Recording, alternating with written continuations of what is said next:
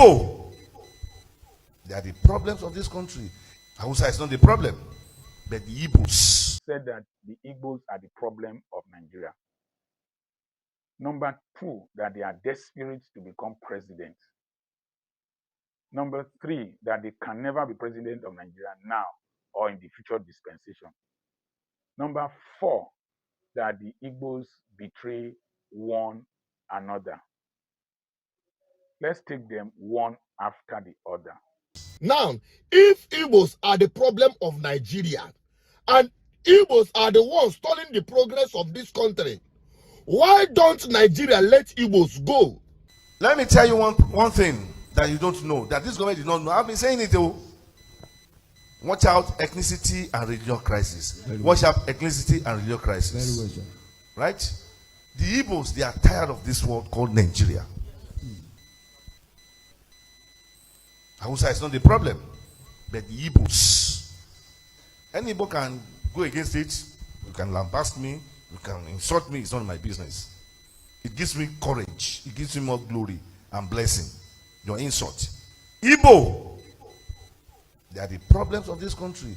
They are desperate of power. They want to rule Nigeria at all cost. And I've not seen them ruling Nigeria, even in coming dispensation. Let them bring, when 10 trillion will come out. Igbos, they are betrayer of themselves. Igbo cannot control Nigeria. Let's be realistic. Let's be honest with ourselves. But they don't understand. Instead of them to seek wisdom, they are flexing muscle. And that's not the answer. That's what Tinubu does not even know. Obasanjo, who is advocating for them, they are the one who spoil it. All these Obasanjo, Yakubu Gowon, who are they? Many of them. So Obasanjo wants to make an amendment now, when it's too late. Tell the Baba to go and sleep. We can't make any amendments. Igbo, there is an error at the beginning. A course is on you. If you don't reverse that course, Igbo, you can't be president of anything in Nigeria. Note and underline: wisdom, understanding, knowledge. That's all you need. Number one, the spirit of a prophet is under the control of the prophet. He should be up to 65.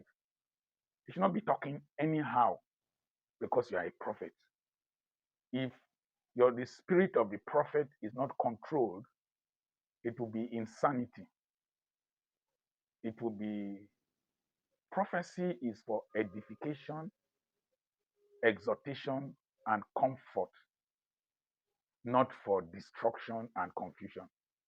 Mark my words. And why must it be only political prophecy? What are you looking for? They should speak, if you do something, you will now say they should seek spiritual guidance. What are you looking for? Is it a business venture? The Igbos are not the problem of Nigeria. They have contributed in sports, they've contributed in literature, they've contributed in academics, they've contributed in business, they've contributed to the military, they've contributed economically, and contributed politically. And they are the most traveled and integrated group of people among the different nationalities in Nigeria. They build anywhere, they do business anywhere, they marry different tribes, they interact with people. And the president of the business school in Onitsha is a Yoruba man. The president, is the president or rector now? Director of the business school, Onitsha Business School, is a professor. He is a Yoruba man, a Yoruba man. Somebody called me from a Pirates Confraternity Coven, or the Devil's Cove in Enugu. He is a Yoruba man. So all this tribal bigotry masquerading as prophecy must be condemned. The Igbos are not the problem of Nigeria. Nigeria is the problem of the Igbos. Quote me, the Igbos are not the problem of Nigeria. Nigeria is the problem of the Igbos. Number two, that the Igbos are desperate to rule Nigeria. Nnamdi Azikiwe, excuse me, let me open this one. Nnamdi Azikiwe has become president before. Umezoke has become speaker. Pius Ayim has become president of Senate. And I said before now that the Igbos do not need to be presidents of Nigeria for them to do well. And some Igbo boys with low mentality came after me, were attacking me. No. And I gave an example of several presidents who have come from Yoruba land, come from the north, come from different parts of the country, come from Bayelsa. Their areas have not developed. The tallest building in this community here is owned by an Igbo boy. He is a chief in the palace here. Go around Nigeria, you see their businesses. In our national team, you will see Igbos. In any place in Nigeria, you will see Igbos. So they are not desperate to become president, primate Ayodele. They are not. They will do well if left on their own. They are doing well even in these terrible systems. They are not shouting a big power. No, they are doing well. So they are not desperate. Don't let your hatred for Peter Obi and your allegiance through tribal bigotry to President Tinubu becloud the Spirit of God in your mind. That's if you have it. Because if you have the Spirit of God, you will open your mouth and utter this kind of divisive and rubbish trash that can be said to be cyberbullying or something that can cause ethnic rivalry, or you're casting aspersion on a race. There is a law to that effect.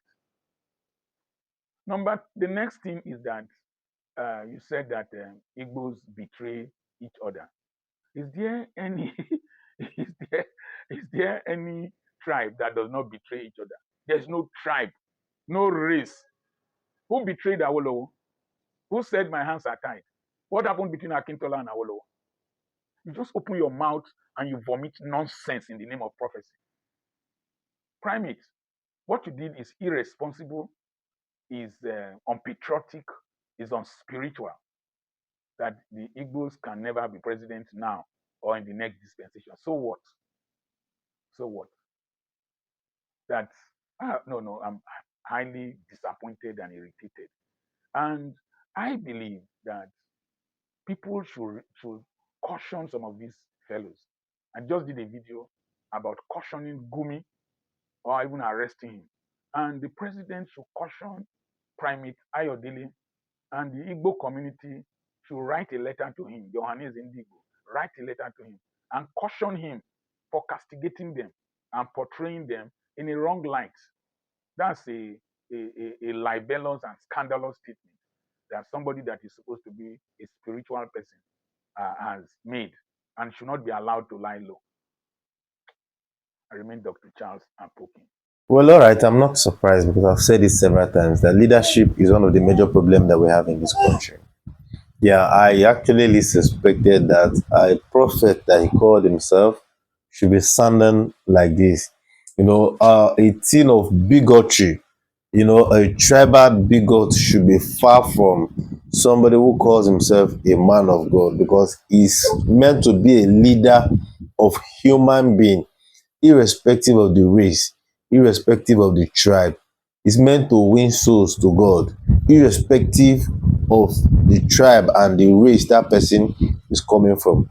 Now, how is this man winning souls for God? How is he going to win? Does it not mean that it's only Yoruba people that are in his church or in his ministry?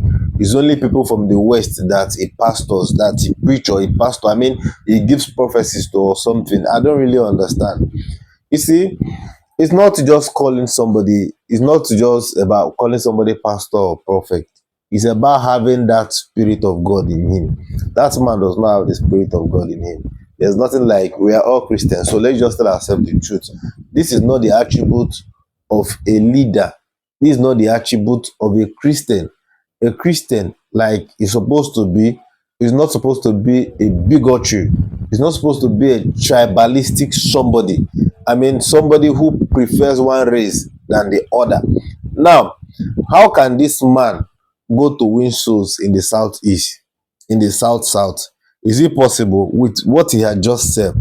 Let me not because I'm just trying to talk from his position as a prophet, as a bishop that he claims to be, or whatever he thinks, primate, whatever he calls himself. Now, how can he go to the other region, I mean, of the earth, to preach the gospel to them? How? With this bitterness in him, with this hatred, with what he has just said about this set of people. You know, first look at the way he said it, that they are this, they are disorganized, they are hatred, they hate themselves, they do this, he just started naming them. They can never be this, they can never be that. What has the tribe done to you? What? Thank God for this last man who just spoke and began to mention, some Igbos who have been in position even in the southeast. You see, I don't really want to, I want to talk to him as per a Christian that he is. I don't want to go into politics or talk to that regard that he had just mentioned, because it's paining me that as a Christian I am, you are seeing somebody who's meant to be you see the congregation that is leading. Do you know what is transferring to them? Hatred. These are people who goes out, mingle with other people. Some of his congregants there, they mingle, they are traders, they are business owners. Some of them work, they mingle out with people in the marketplace, in offices, and look at what you are planting in them. Such a man like this man ought to be arrested. Need to be arrested. People need to call him to order. Yes. And speaking of bringing him to order, I think PFM need to take over this. What he has just done is against, is not the attribute of a true child of God. It's not a lifestyle of a child of God, because he has just altered the innermost depth of his mind, what is in his mind.